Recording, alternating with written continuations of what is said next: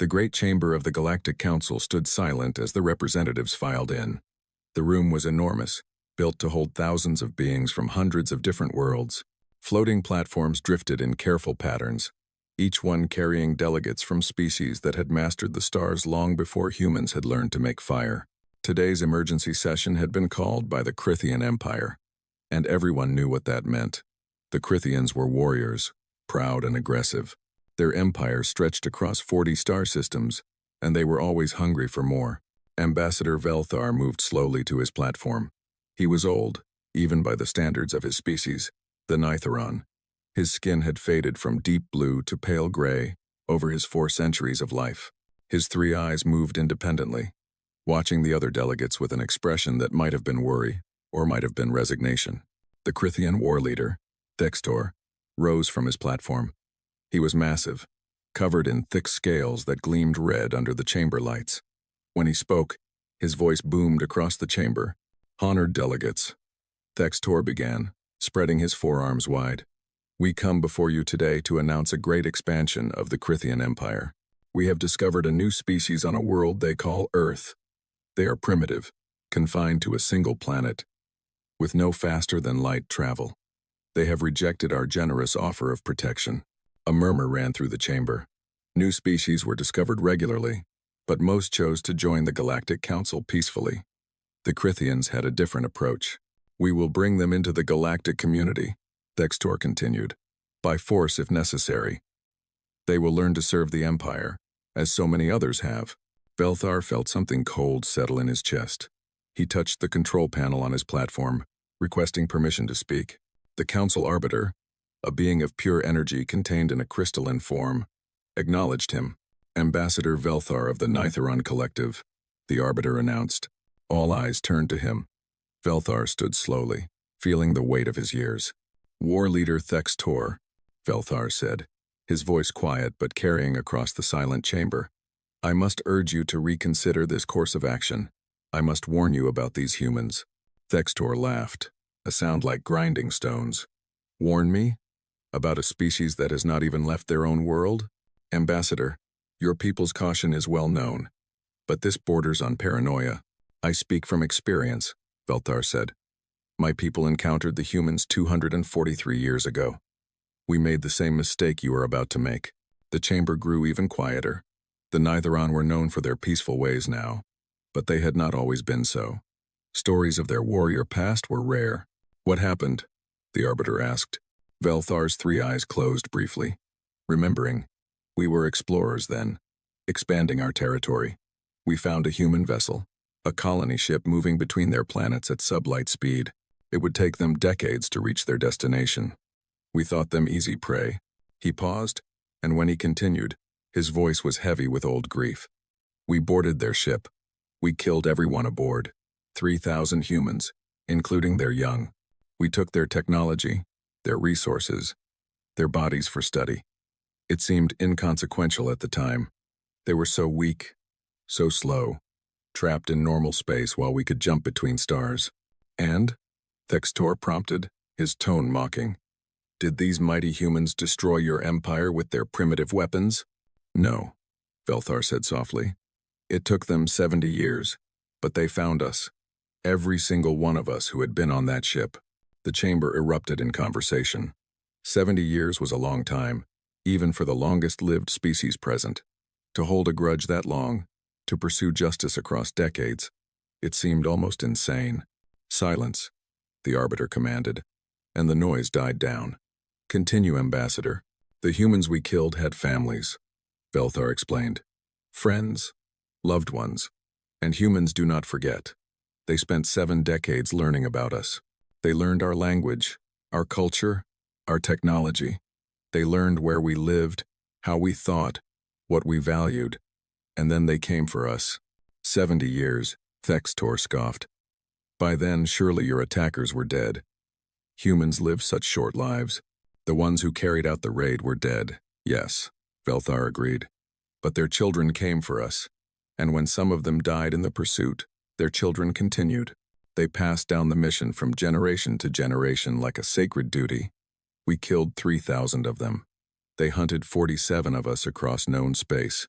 It took them 70 years, but they found every single one.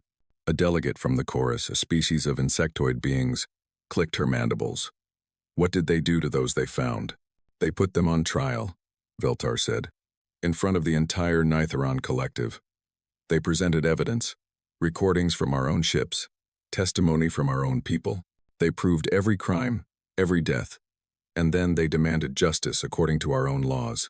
They didn't simply kill you? A delegate asked, surprised. No. They wanted us to face our own laws, our own justice system. They wanted us to condemn ourselves. Velthar's voice was quiet. And we did. According to Nitheron law, the punishment for piracy and murder was death. All 47 were executed by our own hands, while human observers watched. Only then did they leave us in peace. A fascinating story, Thextor said dismissively, but irrelevant. You encountered a small group of humans on a single ship. We will be facing an entire planet, and we will break them quickly, before they have time to develop any thoughts of revenge. That is exactly what we thought, Velthar said. We thought that by acting swiftly and completely, we could avoid retaliation. We were wrong. War leader, I am begging you to reconsider. The humans are not like us. They are not like any species in this council. They do not think the way we do. How do they think, Ambassador? The Arbiter asked. Velthar looked around the chamber, trying to find the right words. We build empires. We conquer, and we rule. We fight for territory, for resources, for dominance. But humans fight for each other. They fight for ideas.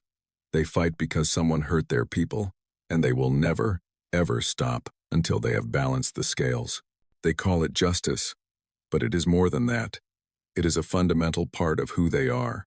Poetic, Thextor said, but meaningless. The Crithian Empire has conquered hundreds of worlds. What makes you think these humans will be any different? Because you are going to kill them, Velthar said bluntly. Not all of them. You cannot.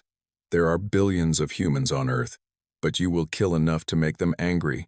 And humans who are angry, humans who have lost their families, their homes, their children, they become something else entirely. They become relentless.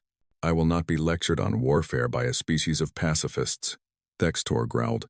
The Crithian Empire will do as it sees fit. If the humans resist, they will be crushed. If they continue to resist, we will make examples of them until they learn obedience. Velthar sat down slowly. There was nothing more he could say. He had tried. The other delegates began to speak, some supporting the Crithian action, others expressing mild concern, but none of them truly objected. Earth was far from the main council territories, and the humans had not yet made contact with any other species. If the Crithians wanted to subjugate them, who would stop them? The vote was called. The council would not interfere with Crithian expansion into human territory. It was, after all, how things had always been done. The strong took what they wanted, and the weak learned to serve or die. As the session ended and the delegates began to leave, Velthar remained on his platform, watching the chamber empty. He thought about the human hunters who had pursued his people for 70 years. He remembered their faces, calm and determined, as they presented their evidence. He remembered the leader of the human delegation, an old woman whose own grandmother had died on that colony ship. She had looked at him with eyes that held no anger, no hatred, just an absolute certainty that justice would be done. You seem troubled, Ambassador, a voice said. Velthar turned to see the Arbiter's crystalline form floating nearby. I am, Velthar admitted. The Crithians have no idea what they are unleashing. Your warning was noted, the Arbiter said. But the Council cannot interfere in matters of expansion without clear evidence of genocidal intent. There will be genocide, Velthar said quietly. The Crithians will make examples. They will destroy cities to break human resistance, and when they do, they will create something far more dangerous than any human army. They will create humans with nothing left to lose. You seem to have great respect for this species, the Arbiter observed. Respect and fear, Velthar corrected.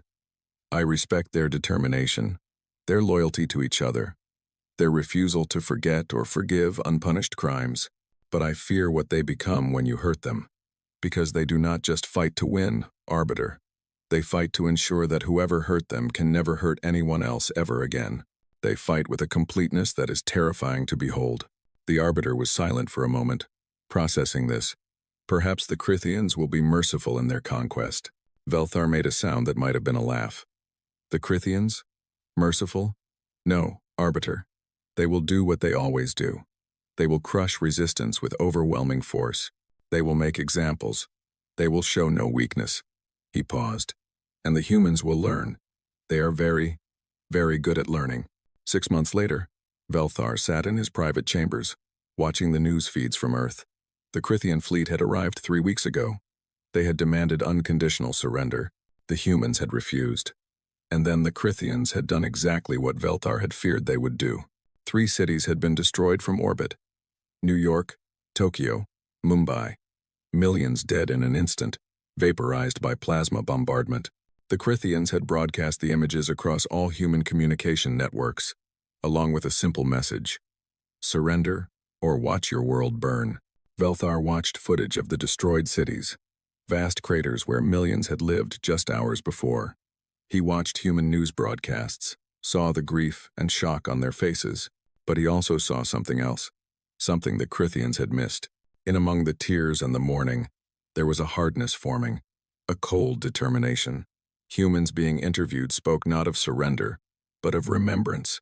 They listed the names of the dead. They promised that these names would not be forgotten. Velthar knew that look. He had seen it 243 years ago, on the faces of the humans who had hunted his people. He opened a secure channel to Thextor. The Crithian war leader answered, looking pleased with himself. Ambassador Velthar, Thextor said, have you called to congratulate me on our swift victory? You have not won, Velthar said quietly. You have just guaranteed your own destruction. Thextor laughed. The humans are broken. Their resistance is scattered. Their military is in disarray. We have occupation forces on the ground and complete control of their orbit. In a few months, they will be productive members of the Empire. You killed millions of them, Velthar said.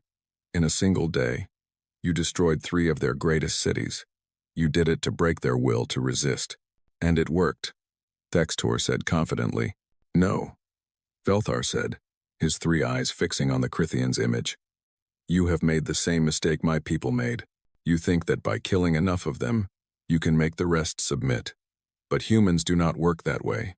Every person you killed had a family, had friends, had loved ones, and every single one of those survivors will remember what you did. They will remember for the rest of their lives, and they will teach their children to remember. And those children will teach their children. Then we will kill them all, Thextor said dismissively. There are billions of them, Velthar said. You cannot kill them all, and every one you kill creates 10 more who will never forgive you, never forget what you did, never stop until they have made you pay for every single death. Thextor cut the connection. Velthar sat back, feeling older than his 4 centuries. He had tried to warn them. He had done everything he could. Now all he could do was wait and watch as history repeated itself. Except this time, it would be worse. Much worse. Because the Nitheron had killed 3,000 humans on a single ship.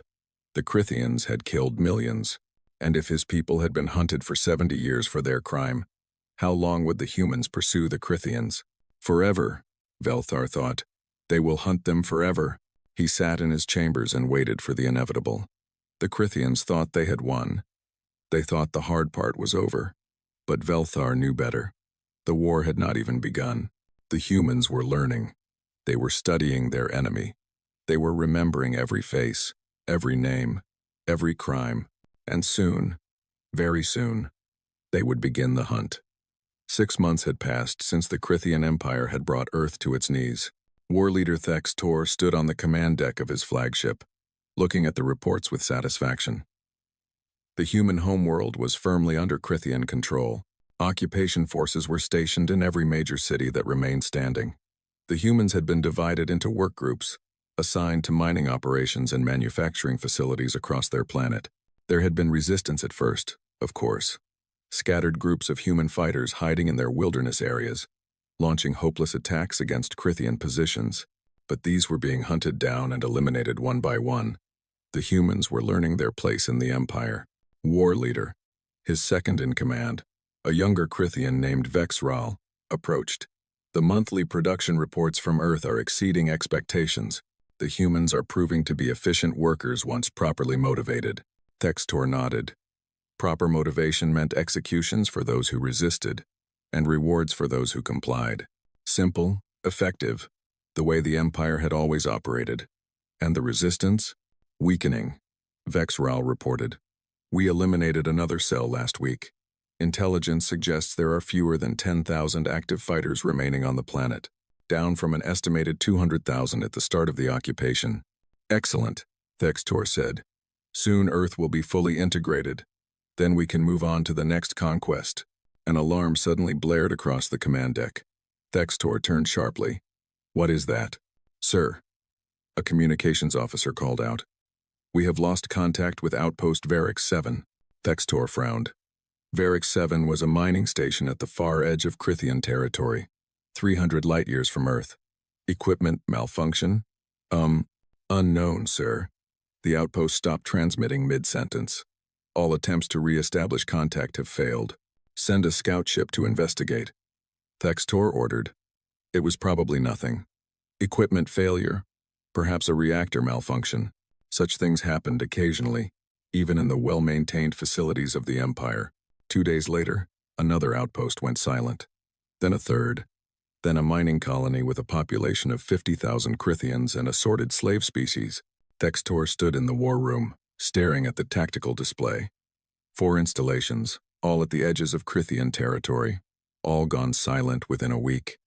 This was no coincidence. Pirates? Vexral suggested.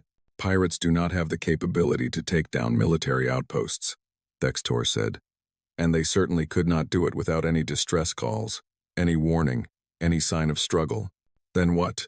Assemble a battle fleet, Thextor ordered. 3 cruisers, 20 frigates, full marine complement. We will investigate Varix 7 personally and find out what is happening. The fleet arrived at Varix 7 3 days later. What they found made even the battle-hardened Crithian warriors pause. The outpost was destroyed, but not by conventional weapons. The structure was still mostly intact, but everything inside was dead. The Crithian garrison, the slave workers, even the plants in the hydroponics bay. All dead. Biological weapon, the fleet science officer reported, his voice shaken. Some kind of engineered virus. It killed everything with a nervous system, then broke down into harmless compounds. We are reading no active pathogens, but the genetic markers suggest this was deliberately designed to target Crithian physiology specifically. Thextor felt something cold settle in his gut. Who has this kind of capability? Only a handful of species in known space, the science officer said. And all of them are members of the Galactic Council. None would risk open warfare against the Empire. They found more clues at the second outpost. This one had been attacked differently. Radiation poisoning. A dirty bomb had been detonated in the station's central hub, flooding the entire facility with lethal doses of gamma radiation. Again, the structure was intact, but everything living was dead. The third site was different still. Here they found signs of actual combat. Scorch marks from energy weapons, blast craters, breached bulkheads. The Crithian defenders had fought something, but there were no bodies of the attackers, only dead Crithians and a station in ruins. Check the security recordings, Thextor ordered.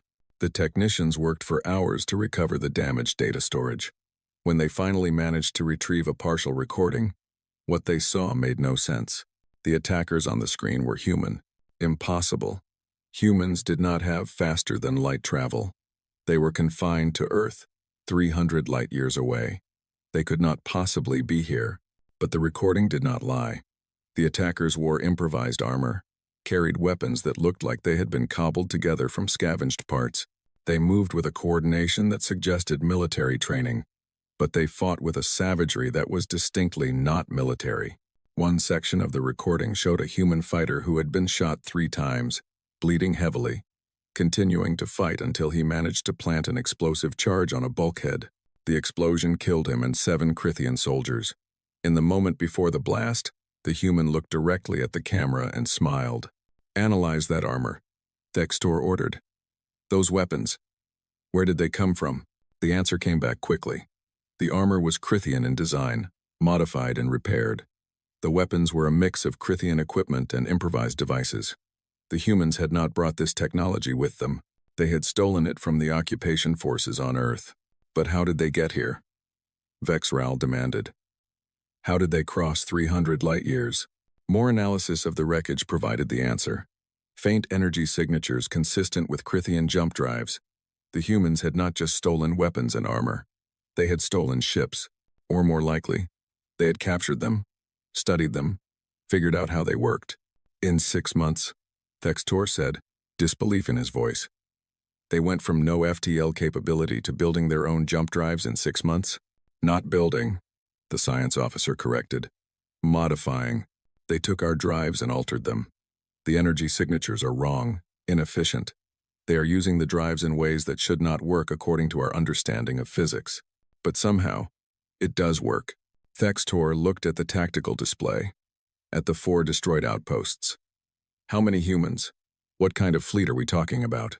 Based on the evidence, we estimate between 40 and 60 individuals were involved in these attacks. As for ships, at least 4, possibly as many as 10. All small craft, probably repurposed transport vessels or scout ships. 60 humans, in homemade ships, had crippled 4 Krithian installations and killed thousands of Krithian citizens. It should have been impossible. Find them, Thextor ordered. Deploy long-range scouts. I want every ship in this sector tracking them down. These humans will be hunted and destroyed. But the humans were not easy to find. They struck again 2 weeks later, hitting a supply convoy halfway across the Empire. 3 transport ships were destroyed, their Krithian crews killed, their cargo taken. Again, the attackers vanished before reinforcements could arrive. Then they hit a military research station, then a fuel depot, then a communications relay. Each attack was different. Sometimes they used biological weapons, sometimes radiation, sometimes conventional assault. They seemed to be testing different approaches, learning what worked best against Krithian defenses. The pattern became clear. The humans were not trying to win a war. They were studying their enemy, learning Krithian tactics, Krithian technology, Krithian vulnerabilities. Each attack was an experiment, a lesson, a step in their education, and they were learning fast. 3 months after the first attack, the Krithian Empire was forced to pull back forces from Earth to protect the outer territories. The humans had evolved from desperate raiders to a genuine threat. They had stolen more ships, recruited more fighters from the resistance groups on Earth, and begun launching coordinated strikes on multiple targets simultaneously. Thextor stood in the war room, watching reports flow in. Another outpost gone, another supply line cut, another group of Krithian citizens dead. The humans were not trying to capture territory. They were not trying to free Earth. They were simply killing Krithians, as many as they could, wherever they could. War leader, Vexral said quietly. Perhaps we should consider negotiating with them. Negotiate? Thextor's voice was dangerous. With slaves? With primitives? Never. We will crush them. We have been trying to crush them for 3 months, Vexral pointed out. And they only grow stronger. Every attack teaches them something new.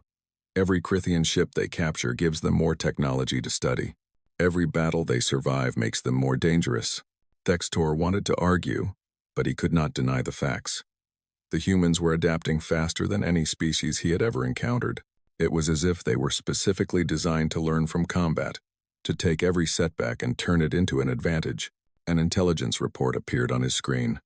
Thextor read it, then read it again, unable to believe what he was seeing. They intercepted one of our military communications satellites, he said slowly. They cracked our encryption codes. They have been listening to our transmissions for at least a month. All of our transmissions? Vexral asked. All of them. Troop movements, supply schedules, command communications. They know everything we are planning before we do it. The implications were staggering. Every military operation for the past month had been compromised. The humans had known where the Krithian forces were going, what they were planning, how they would respond to attacks. No wonder the human raiders always seemed to be one step ahead.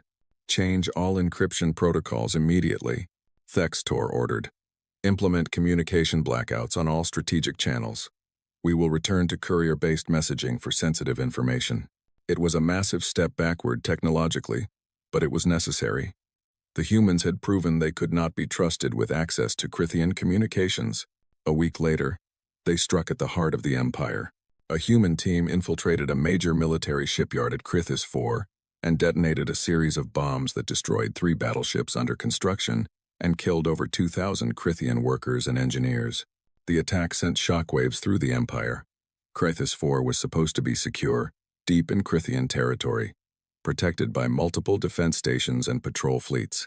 The fact that humans had penetrated so far into the Empire, had moved through Crithian space undetected, had carried out such a devastating attack and escaped, it shook the confidence of every Crithian citizen.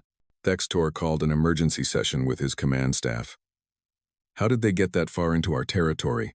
We believe they are using captured Crithian identification codes," the intelligence officer reported. "They are disguising their ships as Crithian vessels. Our own security systems are letting them through because they appear legitimate. And the bombs? Crithian military explosives, stolen from armories on Earth during the occupation. They have been hoarding them, saving them for high-value targets." Thextor slammed his fist on the table, cracking the surface. "They are using everything against us. Our own weapons, our own ships, our own codes. What do they have that is actually theirs? Their determination," Vexral said quietly. "That is theirs, and it seems to be inexhaustible." The Galactic Council sent an inquiry. What was happening in Crithian space?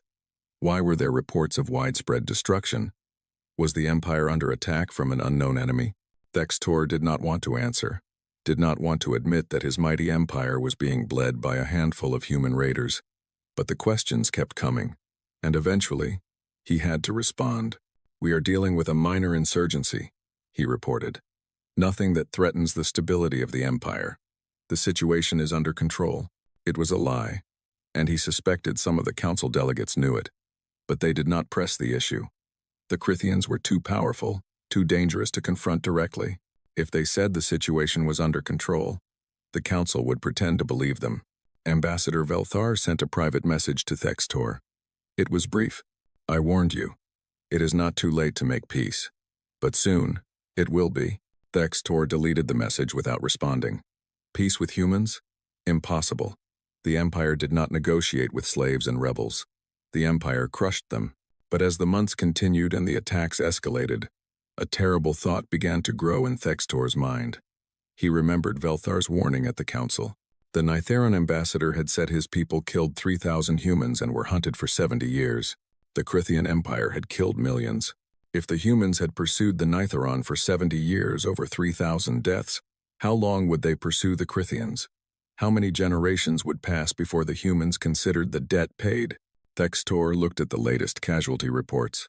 15,000 Crithians dead in the past 6 months, not from a conventional war, but from raids, sabotage, assassination. The humans were not trying to conquer the Empire. They were trying to make it bleed, to make every Crithian citizen afraid that the humans might strike anywhere, anytime. And it was working. Trade was suffering because merchant ships feared human attacks.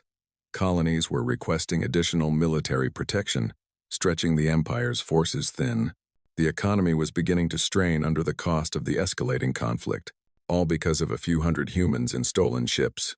No, Thextor corrected himself. Not just a few hundred. According to the latest intelligence, the human resistance on Earth had swelled to over 500,000 active fighters. The occupation forces were barely maintaining control, and every week, more humans escaped Earth somehow, joining the raiders in space. The humans were not being defeated. They were multiplying. Thextor stood alone in his quarters, looking at a screen showing Earth, the blue and green world that had seemed so easy to conquer just months ago. He thought about the millions of humans still on that planet, working in Crithian facilities, wearing Crithian chains. He thought about what Velthar had said. Every person you killed had a family, had friends, had loved ones. Millions dead. That meant tens of millions of grieving humans, hundreds of millions who knew someone who had died, billions who would remember what the Crithians had done to their world.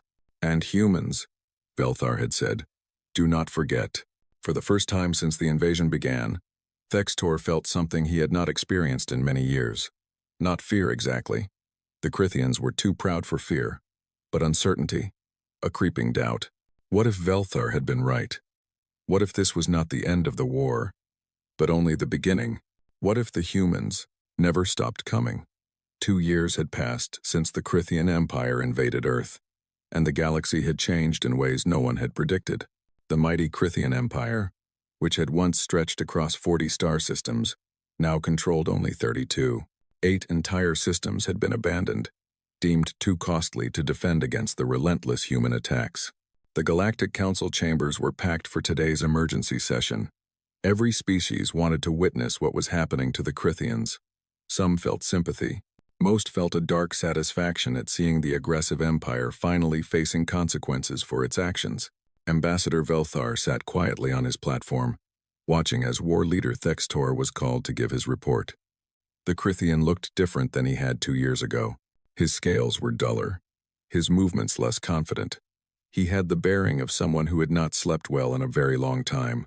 The situation remains manageable, Thextor said, but his voice lacked conviction.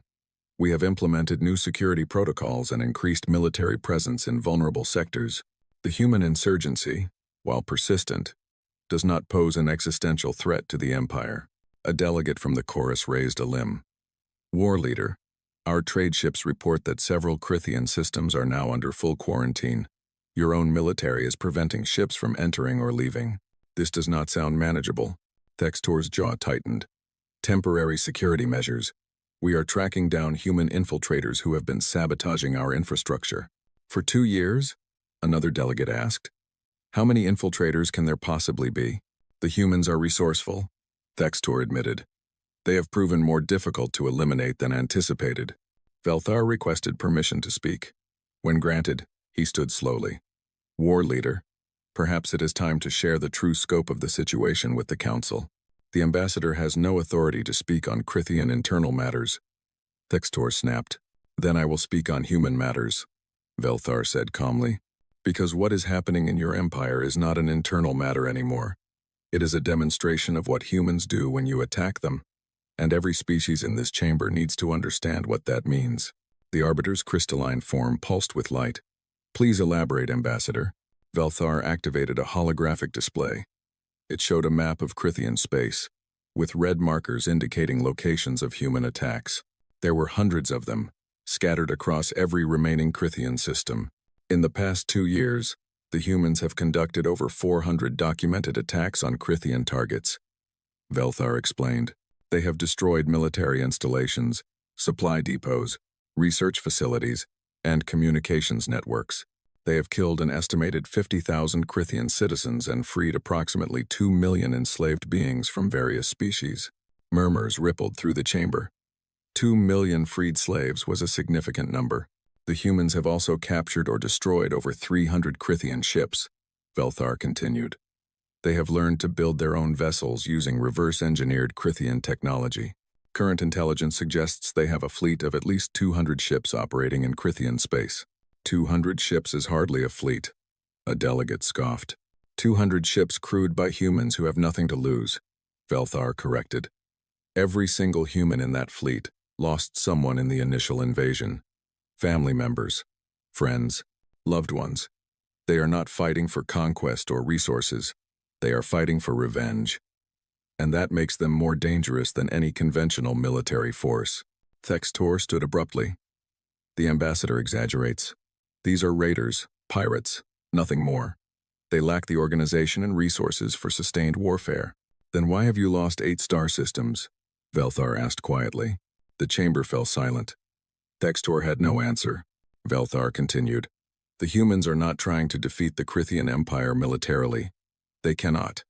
Even with 200 ships, they are vastly outnumbered and outgunned. But they do not need to win battles. They only need to make the Empire bleed. Make it too expensive to hold on to conquered territory. Make every Crithian citizen afraid that the humans might strike at any moment. And in this, they are succeeding. A delegate from the Unified Spheres, a peaceful trading confederation, spoke up. What do the humans want? Have they made any demands? Stated any terms for peace? They want justice, Velthar said simply. They want the Crithian Empire to face consequences for what it did to Earth. They want the leaders who ordered the invasion to be held accountable.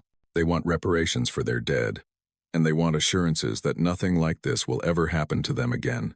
Preposterous. Thextor growled. The Empire does not negotiate with slaves. Then the bleeding will continue, Velthar said. And eventually, it will not be 8 systems you have lost, but 18, or 28. The humans are patient. They can wait decades if necessary. Can your Empire? The session continued for hours, with delegates debating what should be done. Some suggested military intervention to help the Crithians. Others proposed mediation. A few, quietly, suggested that perhaps the Crithians deserved what was happening to them. In the end, the Council voted to offer mediation services, but not military support. The Crithian Empire would have to solve its human problem on its own, on the other side of the galaxy, in a hidden base carved into an asteroid in what used to be Crithian space. Commander Sarah Chen reviewed the latest mission reports. She was 43 years old, though she looked older. 2 years of constant warfare had aged her. Her hair was gray, her face lined with exhaustion and grief. She had been a civilian before the invasion, a teacher. She had been at work when the Crithian bombardment destroyed Mumbai. Her husband had been home with their 2 daughters. None of them survived. Now she commanded one of the largest human resistance fleets, coordinating attacks across 6 Crithian systems. She had learned to fight, learned to kill, learned to lead, but she had never learned to forget. She still saw her daughters' faces every night when she closed her eyes. A knock on her door interrupted her thoughts. "Enter," she called. Lieutenant Marcus Webb stepped in. He was young, only 24, but he had the eyes of someone much older. He had lost his entire family in Tokyo. "Commander, we have a prisoner, captured in the raid on the supply depot. High-ranking officer. He is asking to speak with whoever is in charge."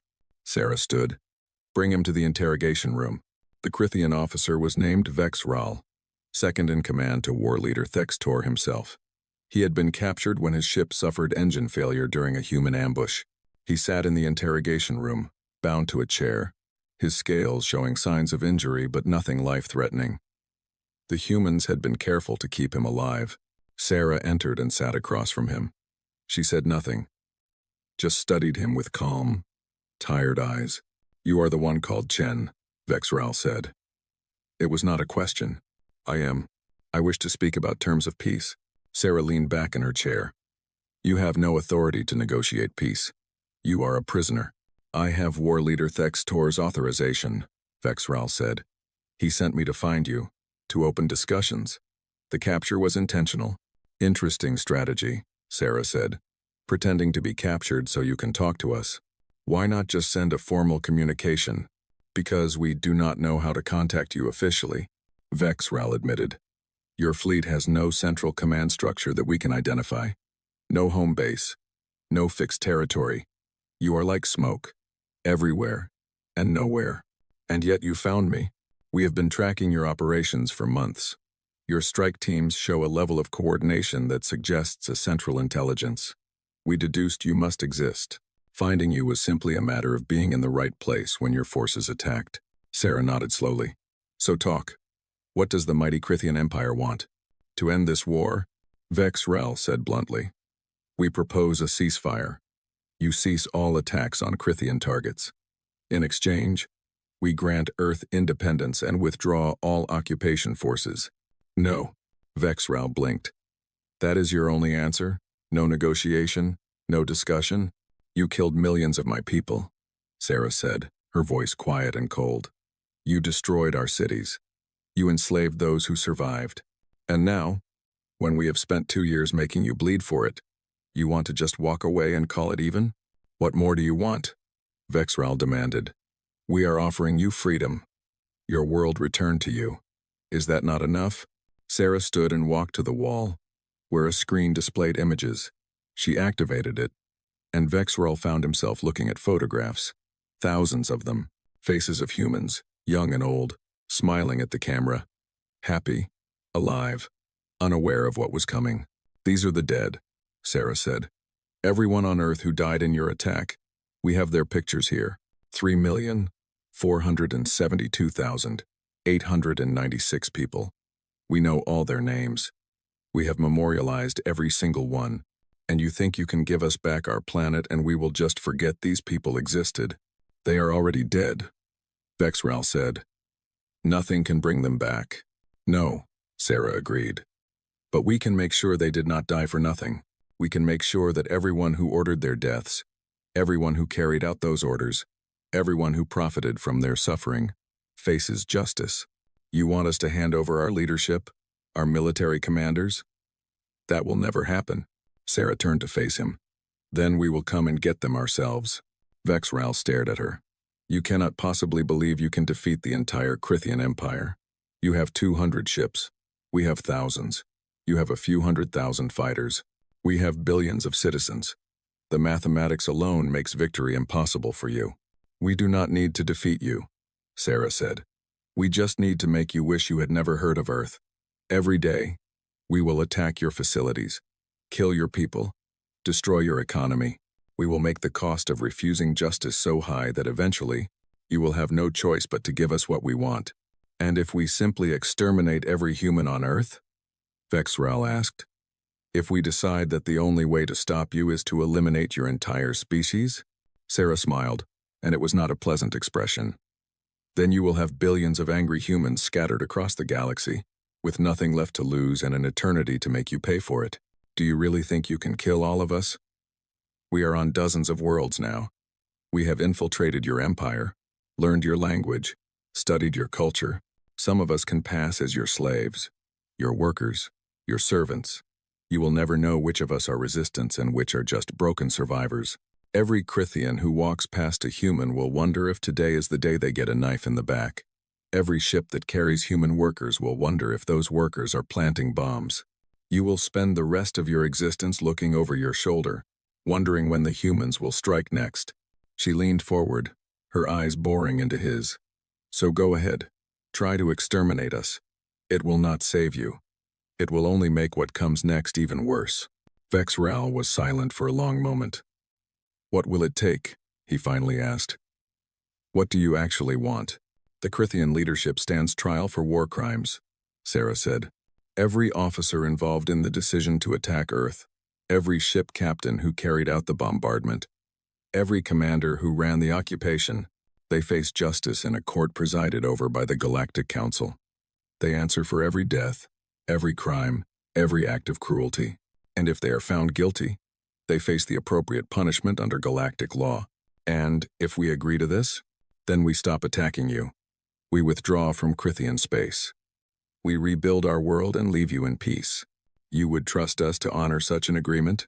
No, Sarah said frankly. Which is why it will be enforced by the Galactic Council.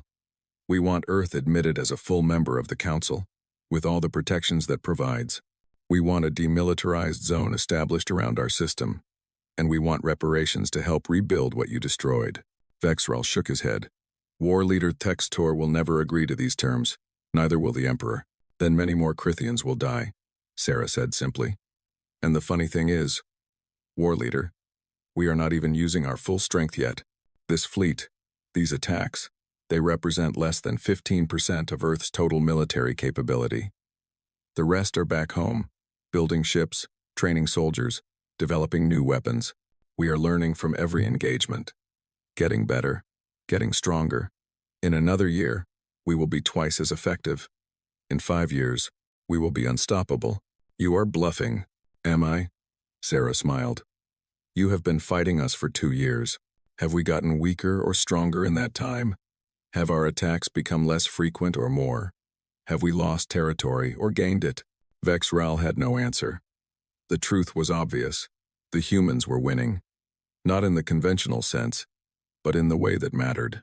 They were making the Crithian Empire shrink, making it fearful, making it spend more resources every day just to maintain what it had. I will take your terms to the war leader. Vex, Ral said finally. Do that, Sarah said. And tell him something for me. Tell him that we remember. Every face in those pictures. We remember. Every name, every life, every story. And we will never stop until justice is done. He can give it to us now, relatively peacefully, or we can take it from him over the next 10 years, the next 50 years, the next 100 years. The choice is his. But either way, We will have it. She stood and walked to the door, then paused and looked back. Oh, and War Leader? When you get back to your command, check the secondary data core in your flagship's navigation system. We left you a present. Vex Ral felt a chill run through him. What kind of present? A virus. We could have destroyed your ship any time in the past 6 months. Every time you jumped, every time you docked, every time you went into combat, we could have triggered it and killed everyone aboard. But we did not. We wanted you to know that we could have. We wanted you to understand that you are only alive because we allow it. Remember that when you deliver your message. She left.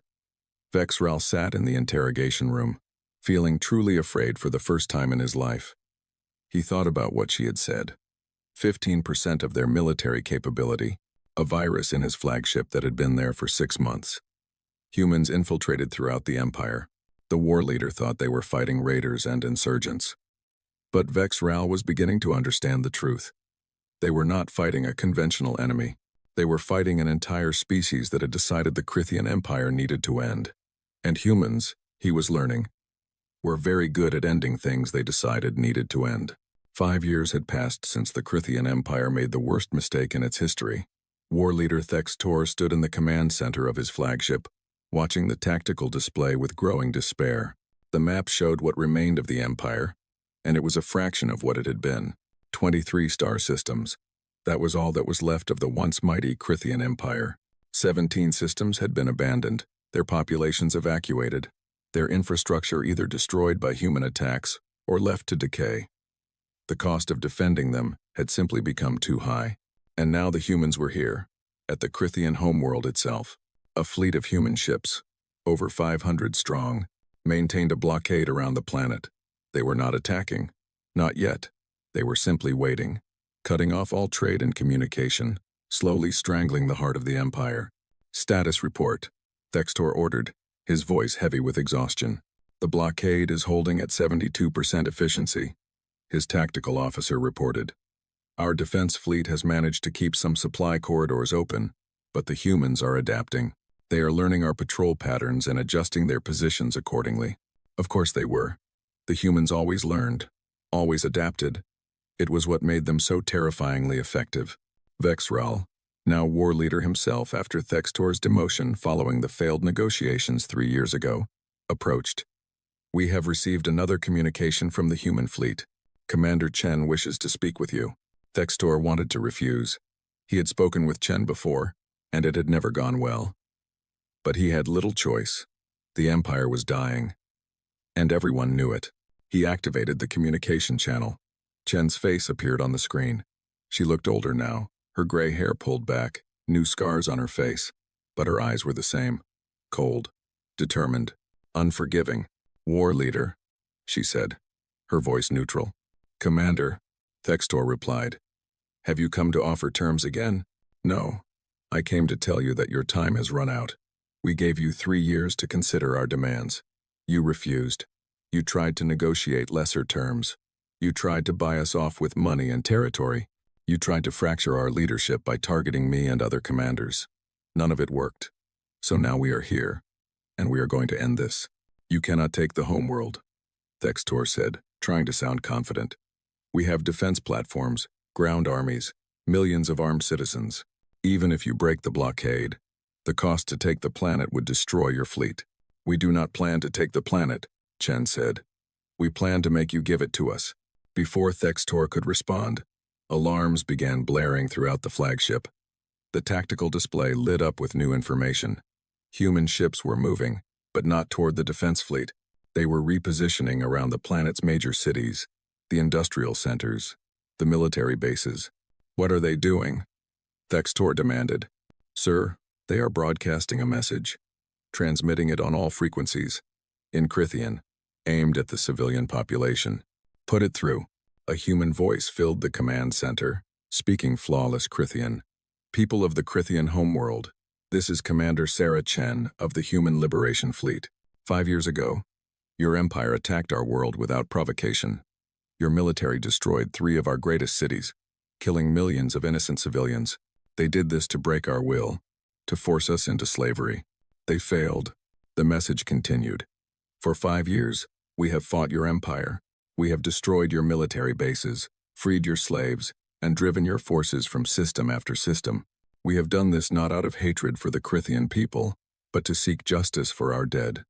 We have offered peace many times, asking only that those responsible for the attack on Earth face trial for their crimes. Your leadership has refused every time. Thextor felt a cold dread building in his chest. He knew where this was going. Therefore, we are making one final offer, not to your leaders, but to you, the people. We know that many of you did not want this war. We know that many of you are simply trying to live your lives, to raise your families, to exist in peace.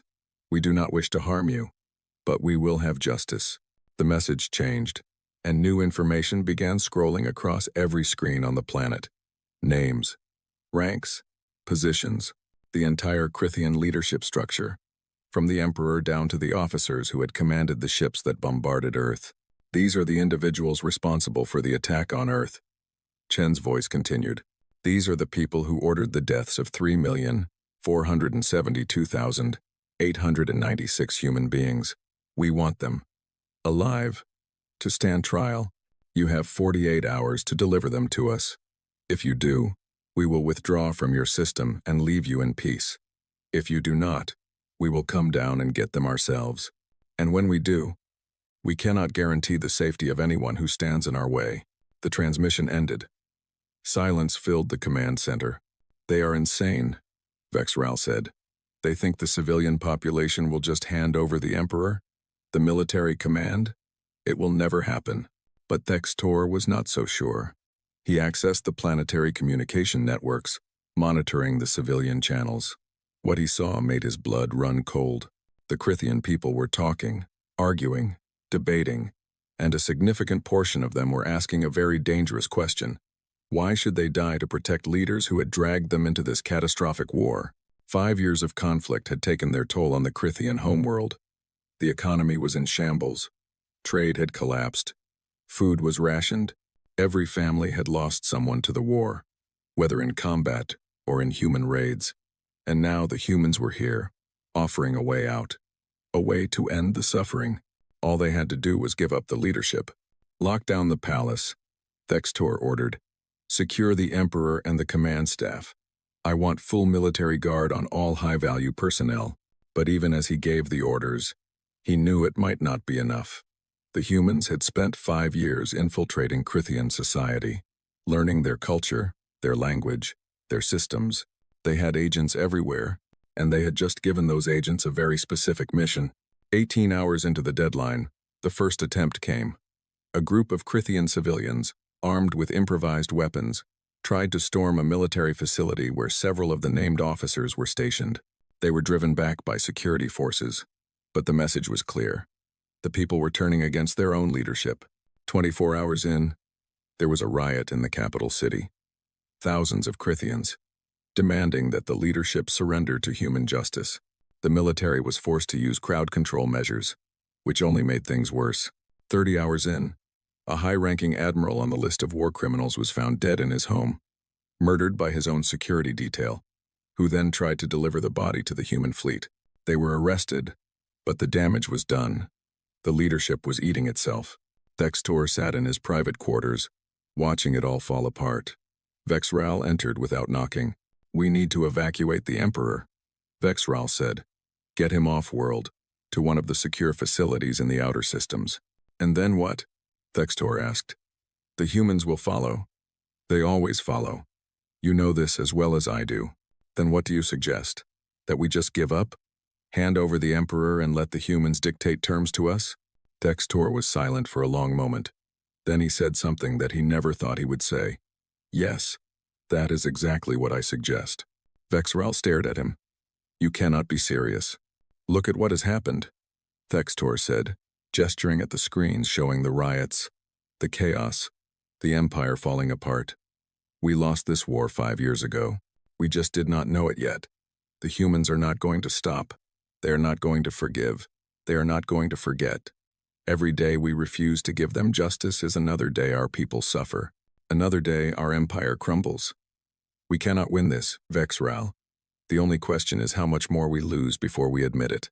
If we surrender the leadership, We lose all credibility. Vexral argued. No one will ever respect the Crithian Empire again. The Crithian Empire is already gone, Thextor said quietly. It died the moment we decided to attack Earth. We just have not stopped moving yet, like a body that does not know it is dead. He stood and walked to the window, looking out at the city below. Fires burned in several districts where riots had broken out. I was there at the council meeting, 5 years ago, when Ambassador Velthar warned us. He told us exactly what would happen. He told us the humans would never stop, never forgive, never forget. I thought he was exaggerating. I thought we were too strong, too powerful for a primitive species to threaten us. I was wrong. So what do we do? Vexral asked. We contact Commander Chen, Thextor said. We negotiate a surrender, not just of the leadership, but of the Empire itself. We end this war before there is nothing left to save. The communication with Chen was arranged within hours. She appeared on the screen, flanked by other human officers. Her expression was unreadable. War Leader Thextor, she said. I did not expect to hear from you so soon. I wish to discuss terms of surrender, Thextor said, the words tasting like ash in his mouth. The terms have not changed, Chen replied. Everyone on the list stands trial. No exceptions. I understand. But I want to add a condition. The trials must be fair, presided over by neutral parties from the Galactic Council. The accused must be allowed to defend themselves, and the punishments must be proportional to the crimes. Agreed, Chen said. We want justice, not revenge. A fair trial is justice. And after the trials, what happens to the Crithian people? Chen was quiet for a moment. That depends on them. If they choose peace, if they commit to never attacking another species unprovoked, if they make reparations for the damage they have caused, then they can rebuild. We will not occupy your worlds.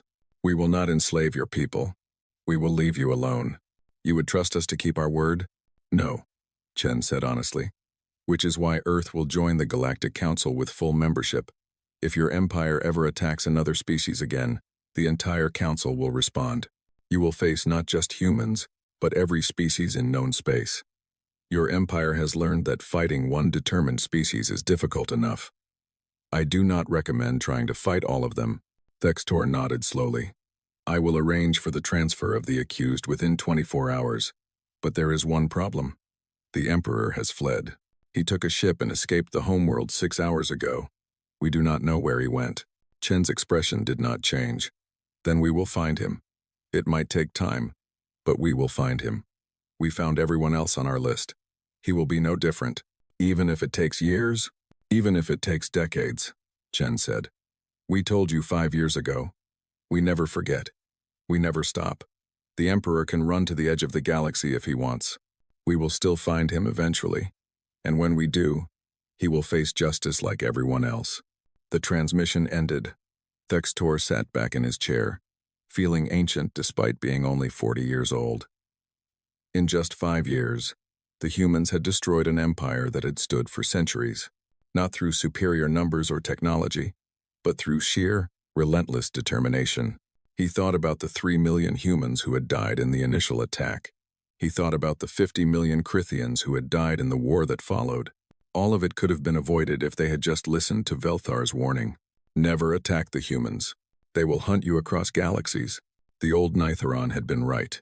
And now the Crithian Empire would serve as a warning to every other species in the galaxy. A cautionary tale about what happens when you underestimate humanity's capacity for revenge. The trials began 3 months later, held on a neutral station overseen by the Galactic Council. The proceedings were broadcast across the galaxy. Every species watched as Crithian officers, admirals, and politicians stood before a panel of judges from a dozen different worlds and answered for their crimes. The evidence was overwhelming. The humans had spent 5 years documenting every crime, every order, every decision that led to the deaths on Earth. They had recordings, testimonies, data logs, everything needed to prove beyond any doubt what had happened. Most of the accused were found guilty. The punishments ranged from imprisonment to execution, depending on the severity of the crimes and the laws of the Galactic Council. And somewhere, in a hidden base on the edge of known space, the Crithian Emperor watched the trials and knew that he would never be safe. The humans were looking for him. They would always be looking. For the rest of his life, however long that might be, he would be hunted. He had thought the Crithians were the apex predators of the galaxy. He had been wrong. The humans were, and he had made the fatal mistake of becoming their prey. The Galactic Council chamber was more crowded than it had been in centuries. Every species wanted to witness this historic moment. The admission of humanity as a full member of the Council was not just a formality. It was a recognition that the balance of power in the galaxy had fundamentally changed. Ambassador Velthar sat on his platform, feeling a mix of satisfaction and sadness. He had tried to warn them 5 years ago. Now, after so much death and destruction, the galaxy was finally listening.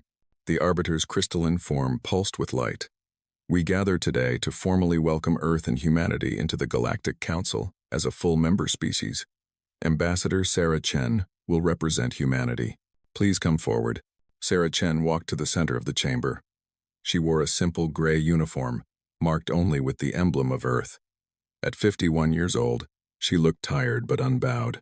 The weight of 5 years of warfare showed in the lines on her face, but her eyes were still sharp and clear. She had not wanted this role. She had wanted to return to Earth to try to rebuild some semblance of a normal life. But the human governments had asked her to serve, and she had agreed. The woman who had once been a teacher was now the face of humanity to the galaxy. Ambassador Chen, the Arbiter said, do you accept the responsibilities and obligations of Council membership on behalf of humanity and Earth? I do, Sarah said. Her voice carried across the silent chamber. Then by the authority vested in this council, I declare Earth and humanity full members, with all rights and protections thereof. There was applause from some delegates. Others remained silent, still processing what humanity had done to the Crithian Empire. Fear and respect were often hard to distinguish. Ambassador Chen, the Arbiter continued, it is customary for new members to address the council. Do you wish to speak? Sarah nodded. She had prepared a speech, something diplomatic and conciliatory. But as she stood there, looking at the assembled species, she decided to speak from the heart instead. 5 years ago, she began, my species had never met any of you. We did not know the Galactic Council existed. We were alone in the universe, as far as we knew, working to build a better future for ourselves. Then the Crithian Empire came to our world. They did not come in peace. They came to conquer, and when we refused to submit, they killed millions of us. The chamber remained silent. Everyone knew this story, but hearing it from a human perspective was different.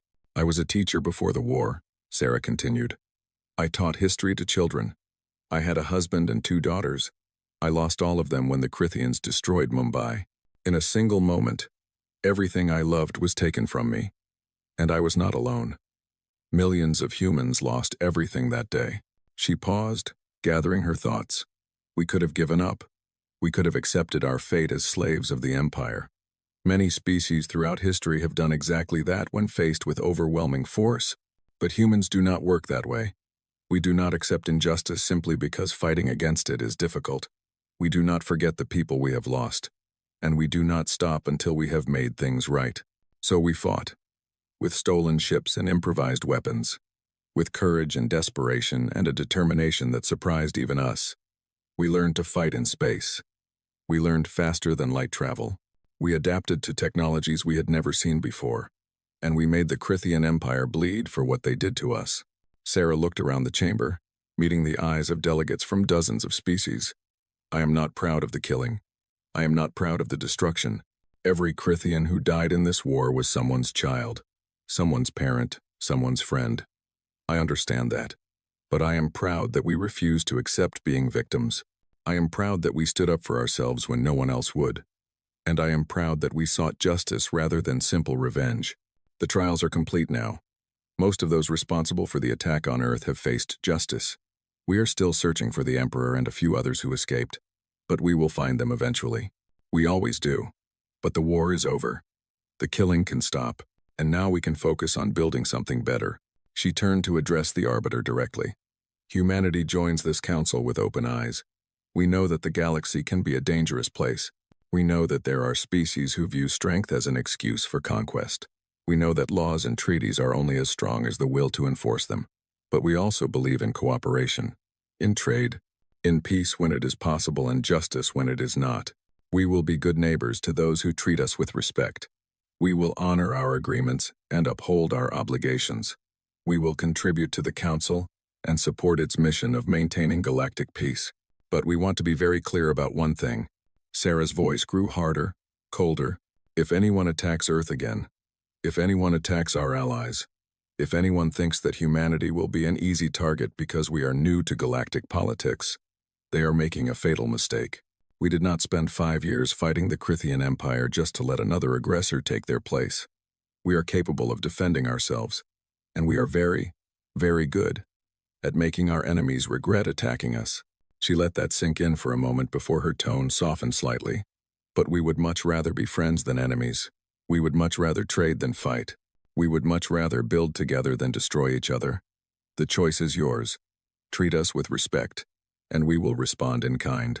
Treat us as enemies, and you will learn why the Crithian Empire no longer exists as it once did. Sarah returned to her platform. The chamber was silent for a long moment. Then, slowly, delegates began to speak, welcoming humanity to the Council, offering trade agreements and cultural exchanges. The galaxy was adapting to its newest member, but there were also quiet conversations happening on private channels, species discussing whether humanity was a potential ally or a future threat, whether their determination was admirable or terrifying, whether the galaxy was safer or more dangerous with humans in it. Ambassador Velthar requested a private meeting with Sarah after the ceremony. They met in a small room away from the main chamber. The old Nitheron regarded the human with his 3 eyes. That was quite a speech, Velthar said. It needed to be said, Sarah replied. The galaxy needs to understand who we are. And who are you, Ambassador Chen? What should the galaxy expect from humanity? Sarah considered the question carefully. We are a species that values loyalty above almost everything else. Loyalty to our families, our friends, our principles. When someone attacks what we value, we do not forget it. We do not forgive it unless justice is done. We are capable of great cruelty when pushed, but we are also capable of great compassion. We can be your best friends or your worst enemies. The choice is not ours to make. It is yours. Velthar nodded slowly. My people learned that lesson 243 years ago. We have been at peace with humanity ever since, even before we knew you were becoming a spacefaring species. We have watched your development with interest and, I admit, some fear. Fear? You are dangerous, Ambassador. Not because you are aggressive, but because you are relentless. When you decide something must be done, you do not stop until it is done. That kind of determination is rare in the galaxy. Most species know when to quit, when to accept a loss and move on. Humans do not seem to have that quality. Is that a bad thing? Sarah asked. It depends on what you choose to be relentless about, Velthar said. If you focus that determination on building and creating, on making the galaxy better, then no, it is not a bad thing. It is a wonderful thing. But if you focus it on destruction, on revenge, on conquest, then yes, it is terrifying. We do not want to conquer anyone, Sarah said. We just want to be left alone to live our lives.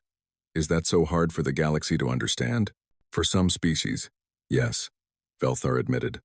There are empires out there who view any new spacefaring species as either a potential subject or a potential threat. The Crithians were not unique in their aggression, just in their willingness to attack without proper reconnaissance.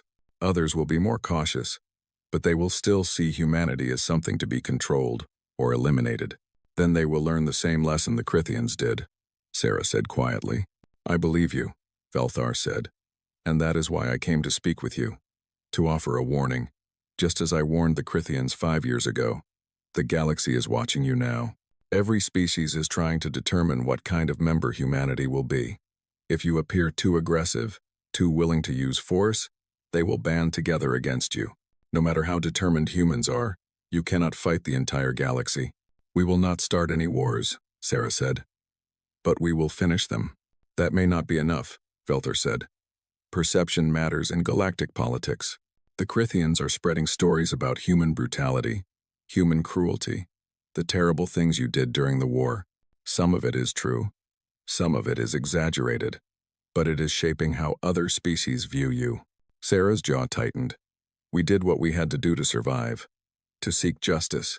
I know, and I support what you did. But you need to be aware of the narrative being built around humanity. You need to show the galaxy your other side, the compassionate side, the side that builds and creates, and helps. How do we do that? Start with the freed slaves, Velthar suggested. The 2 million beings you liberated from Crithian facilities during your raids. Most of them have nowhere to go. Their homeworlds were conquered long ago, or they were taken from worlds that no longer remember them. Help them. Give them a place to live, to rebuild their lives. Show the galaxy that humanity fights not just for revenge, but for justice, for the weak and the oppressed. Sarah nodded slowly. It was a good idea. We have already been discussing this. Earth has offered to take in refugees, and several of our colony worlds have volunteered space for resettlement. Good. Make sure the galaxy knows about it. Make sure they see humans helping others, not just fighting them. It will go a long way toward building trust. Thank you, Ambassador Velthar. Your advice is appreciated. The old Netheran smiled, an expression that looked strange on his alien features. I have lived a long time, Ambassador Chen. I have seen empires rise and fall. I have watched species make the same mistakes over and over. But I have also seen moments of genuine cooperation, of different species working together to build something greater than themselves. I would like to see humanity become part of that legacy, rather than another cautionary tale. So would I, Sarah said sincerely. They parted ways, and Sarah returned to the human delegation. There was much to discuss, trade agreements to negotiate, defense treaties to consider, cultural exchanges to plan. The work of building a place for humanity in the galactic community was just beginning. But even as she engaged in diplomacy, a part of Sarah's mind was elsewhere. She was thinking about the Crithian Emperor, still hiding somewhere in the galaxy. She was thinking about the other species who might view Earth as a target. She was thinking about the eternal vigilance that would be required to keep her people safe.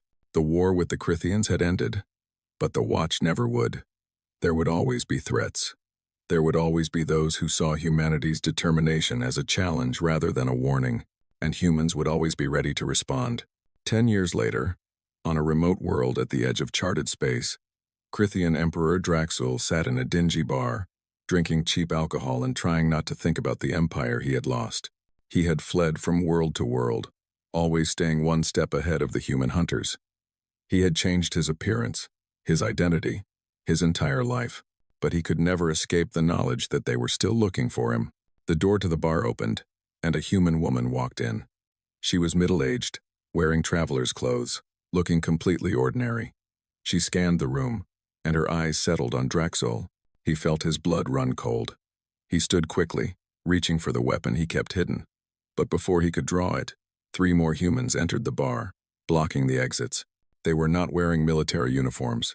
They looked like traders, explorers, ordinary people going about their business. But Draxul knew better. The woman approached his table and sat down across from him. Emperor Draxul, she said in perfect Crithian, we have been looking for you for a long time. How did you find me? He asked, his voice barely a whisper. We never stopped looking, she said simply. It took 10 years, but we found you.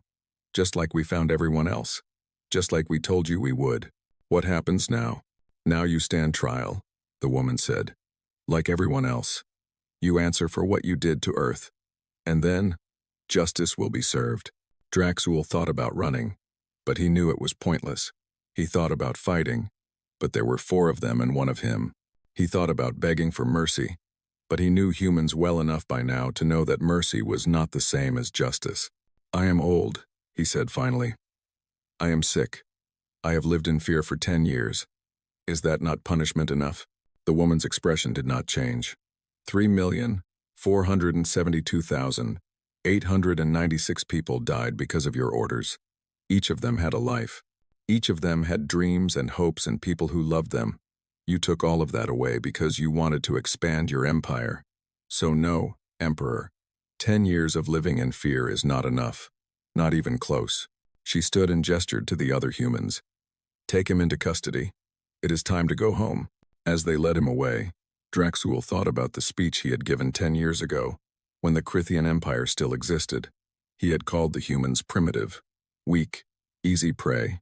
He had been so wrong. The humans were not prey. They were hunters, the most patient, most determined hunters in the galaxy. And once you became their target, there was nowhere you could hide that they would not eventually find you. The galaxy had learned that lesson from the fall of the Crithian Empire. Every species now knew the unspoken rule that governed interactions with humanity. Never attack the humans. Do not forget this warning. Do not make them your enemy. Because if you do, they will hunt you across galaxies, across decades, across lifetimes if necessary. They do not forget. They do not forgive unpunished crimes. They do not stop until justice is done. And in a universe filled with species who fought for territory, for resources, for dominance, humanity had proven that the most dangerous fighters were not those who fought to conquer, but those who fought to protect what they loved and to punish those who took it away. The Galactic Council had a new power in its midst. Not an empire, not a hegemon, but a species that valued justice above all else. A species that would rather be friends but would never hesitate to be enemies if provoked. A species that had taken a lesson from their own history and applied it to the stars. You can push humans far, but there is a line you must never cross.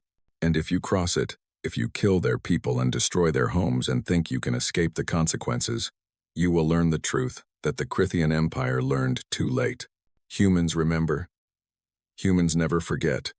And humans will hunt you to the ends of the galaxy and beyond if that is what justice requires. This was the new galactic order. And every species, from the smallest colony to the mightiest empire, understood it perfectly. Do not attack the humans.